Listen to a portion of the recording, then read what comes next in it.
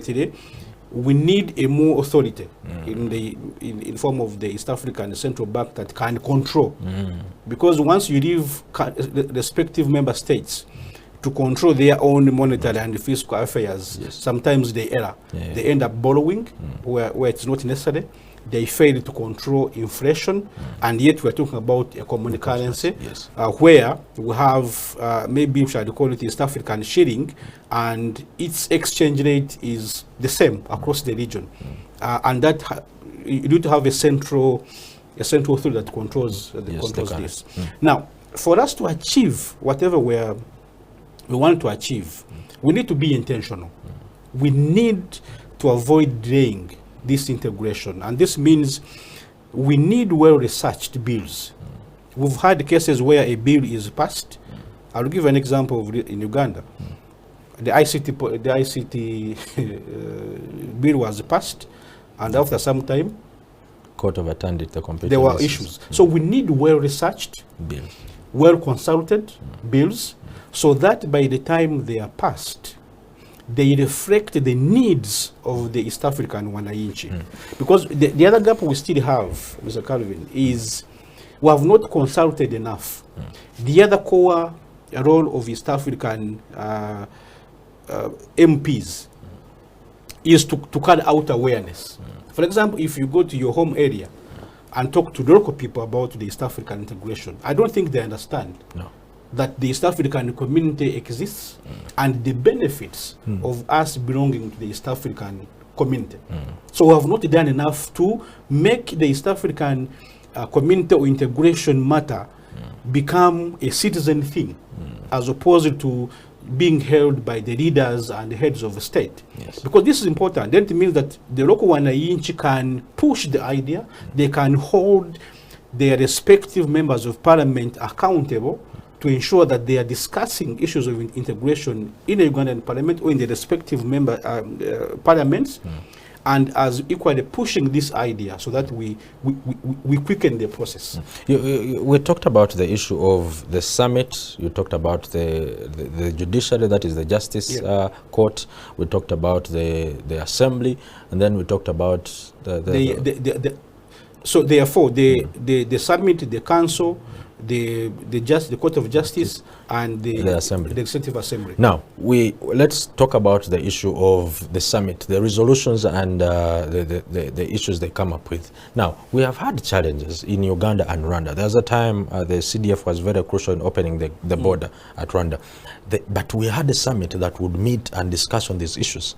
We had issues in Congo here, and the summit sat and resolved some of these issues. And these issues are between two member states who believe one is influencing the other. Now, we have an East African Assembly that has members from all these states that sit together and pass resolutions and have discussions that originate from these member states. Aren't we leaving the East African Assembly? Hasn't it left more of the work to be done by the East African Summit rather than handling the matters at a concurrent level of the East African Assembly? Yeah, and that's why, for me, I focus on diplomatic pragmatism. Because it prioritizes having your interest at heart, but also going an extra mile to negotiate. Because I lose nothing if I sit down with you on the table and we negotiate for the benefit of my interest as well as your interest, as opposed to say, no, I can never sit down with you. It's probably demeaning for me to sit down with you on a table. And I think that's what is lacking in most of the heads of state at the East African level. To know that it's not about your interest, it's not about your ego, it's about the interest of Ugandans. When the Ugandan-Rwanda border was closed, who was suffering? It was the Ugandans. It was not the leaders, because the leaders would fly.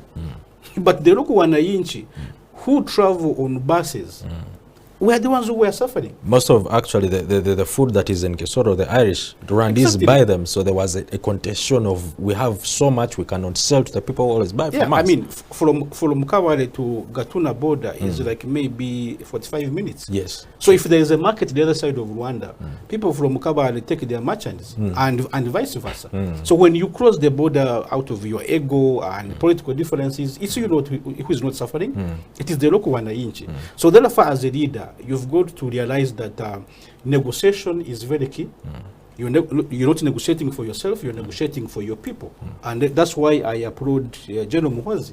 He had to come in because he's not the head of state, but he realized what was lacking at that level and said, no, I can sit down with my brother across the other country and we have a discussion. Yeah, and we negotiate. Now, there is also another issue that has been very much neglected, especially by the Assembly. The reason why we are focusing on the Assembly is because the person we have today is going to sit in Arusha and make discussions about the East African Legislative Assembly and the East African people.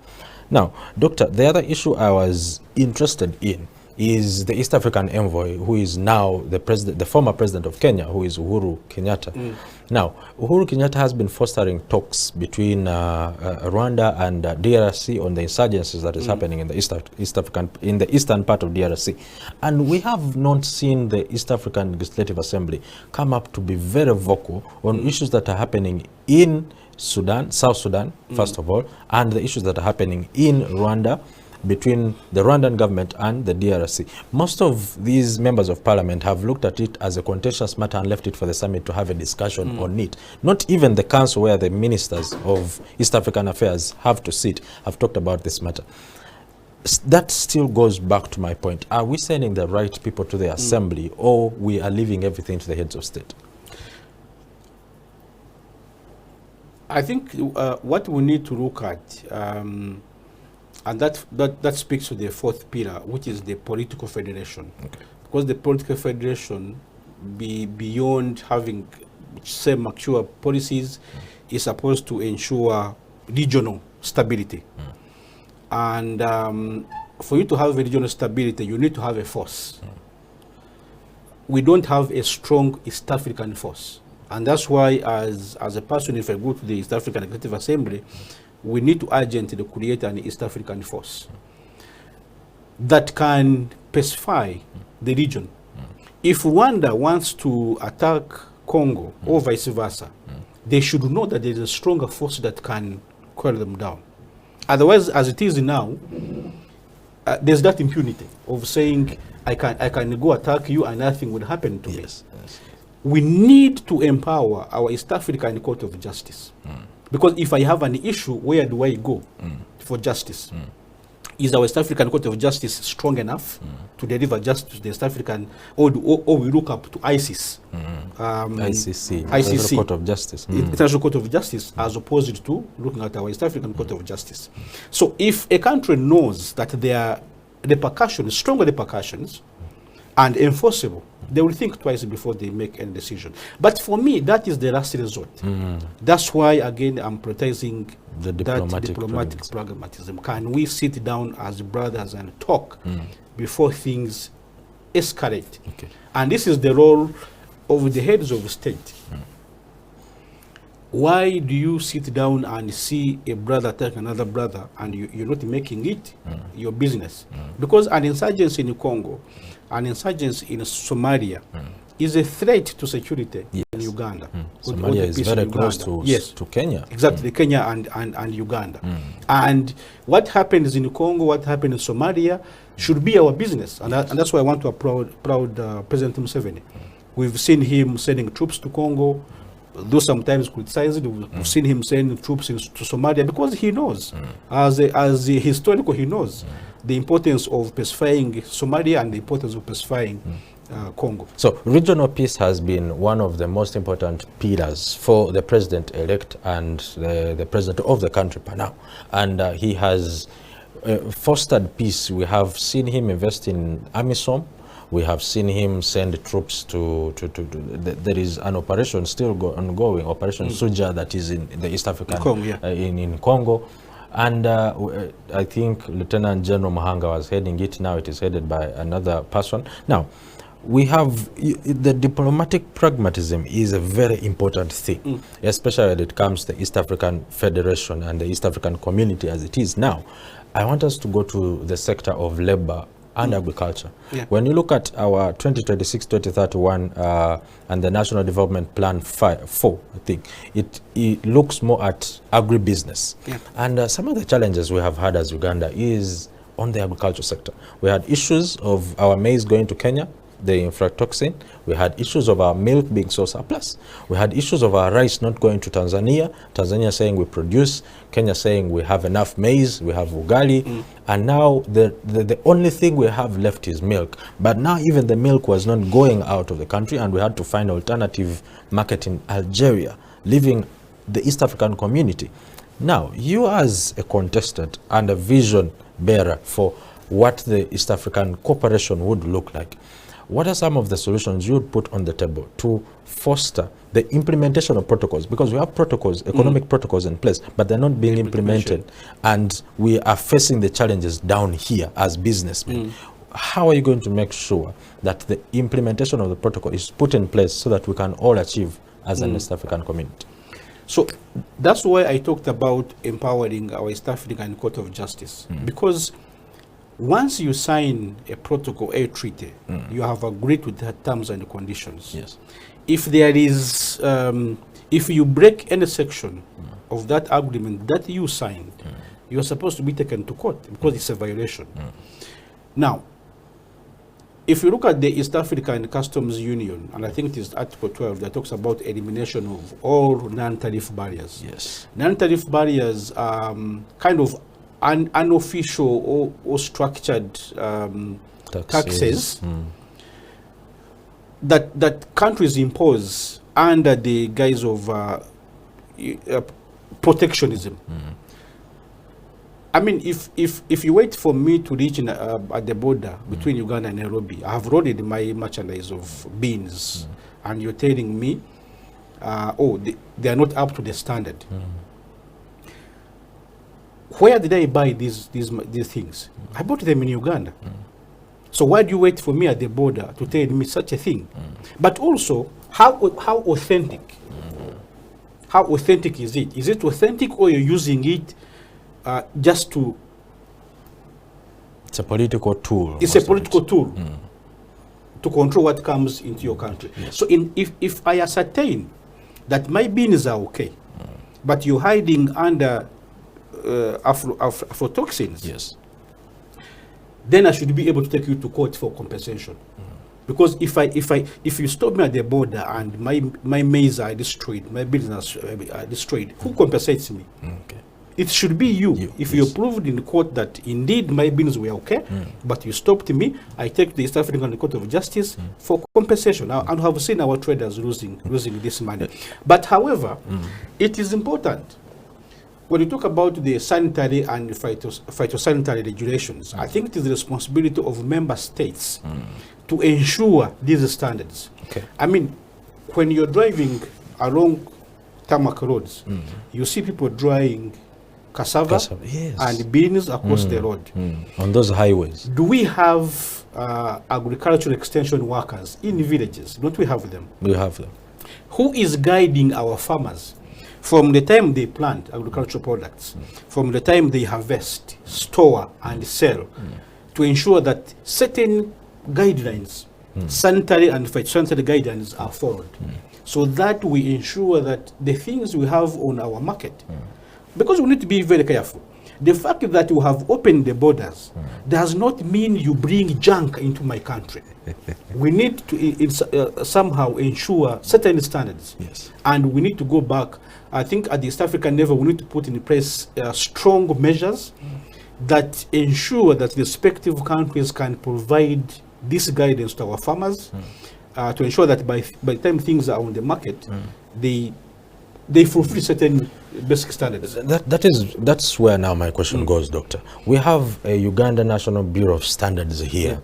When that discussion of infratoxin came in, there was a discussion of having a bureau standard for the region, and because the maize that was going, it had a certified mark of UNBS, and the farmers were saying we were certified by the national body, and therefore we thought that this national body carried a certified mark. When you look at the East African Common, I think African Common Trade Area, the UNBS subscribes to one of the certifiers, and therefore if you are certified by UNBS, you can go ahead and sell.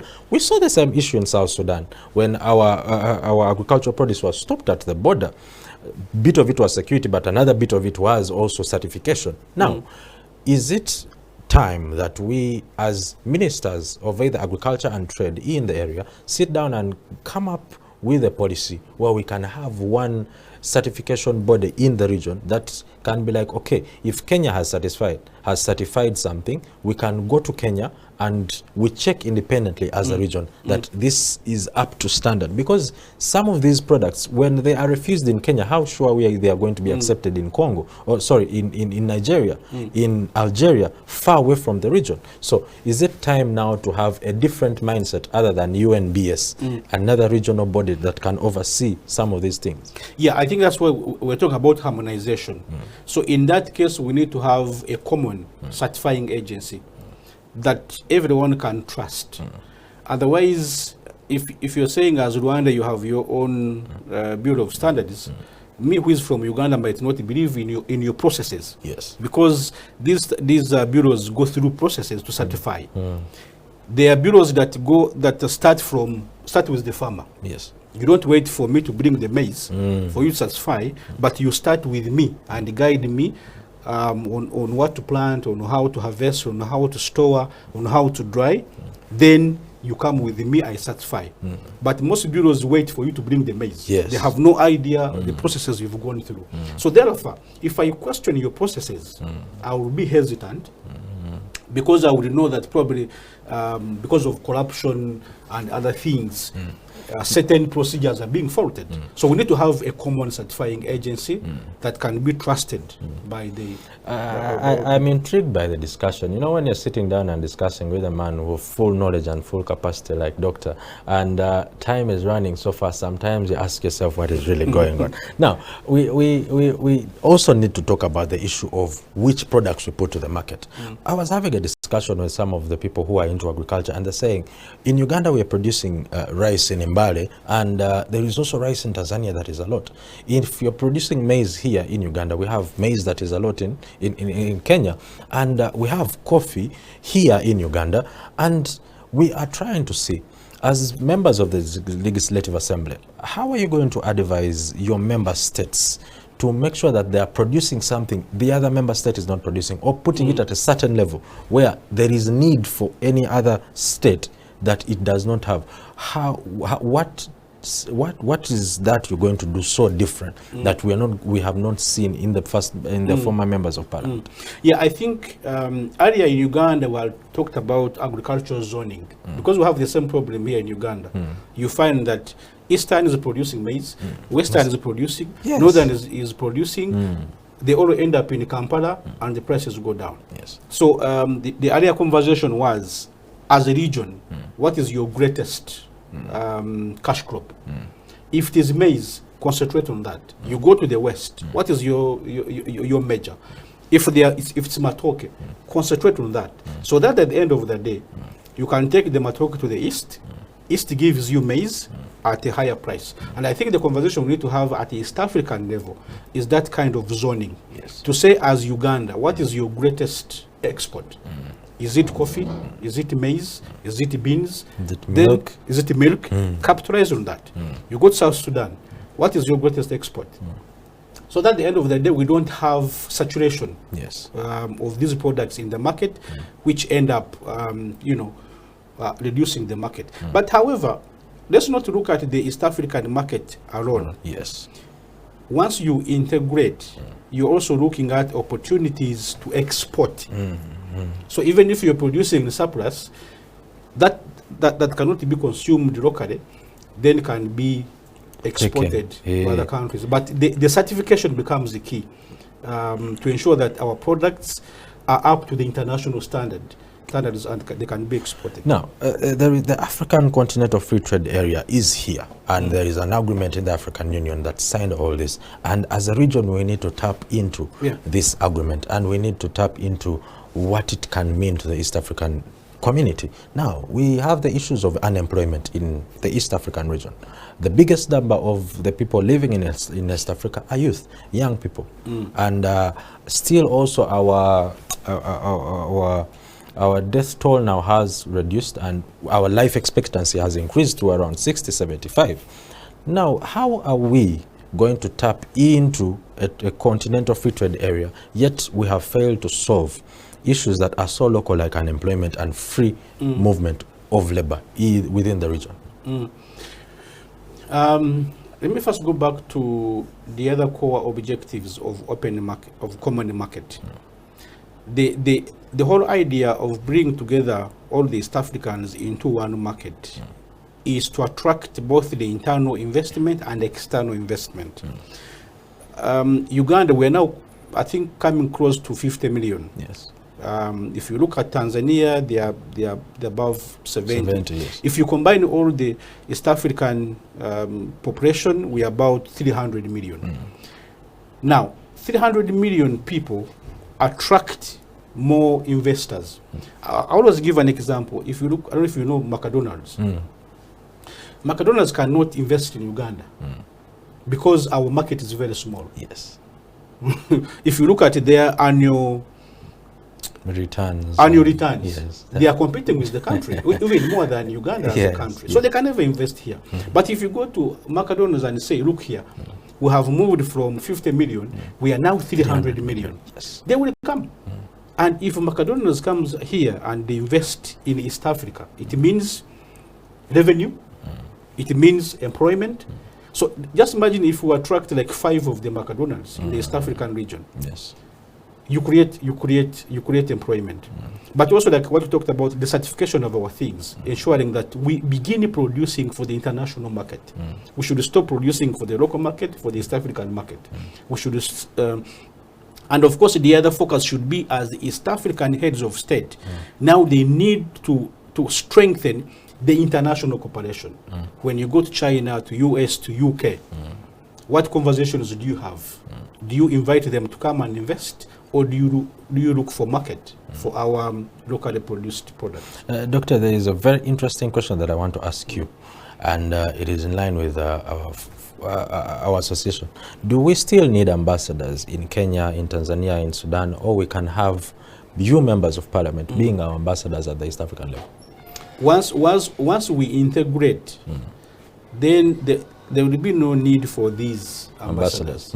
Because it will be one country. Yes. Maybe to perform what I would call the work of the RDC, of the RDC, yeah. But honestly, I would not see, because then they are same issues. Then what are you doing there? Doctor, are you very confident in winning this election? Yes, I am. I am, because the other thing I didn't tell you, I've been engaged at UN level for the last 15 years. I've presented papers, I've done some research, I've participated in major conferences. So I know what I'm going to do at the East African level. I am not going to Arusha out of excitement. I'm not going to Arusha because I want to travel. I'm going to Arusha because I'm passionate. I align with President Museveni that this East African integration is an emergency. Yes. We need to attain it as soon as possible. I mean, when I look at, as a person who has been working with young people, when I look at the level of unemployment in this country, I get worried. And if we don't invest in these young people, very soon they will become a political threat. And they will become criminals. Insurgency. So we need to intentionally open opportunities for them. And East African integration opens opportunities for our young people. So I'm passionate about East African issues, and that's why I want to go there. Okay. Yeah. Now, I want to wish Dr. Byarugaba James a very, very, very wonderful treat in the East African Assembly. And us from the scorecard, we want to wish him all the best in the election come after the swearing in of the members of parliament. Calvin Mahuz is my name. Today we are discussing East African issues. Have a very lovely morning and a lovely weekend. Okay.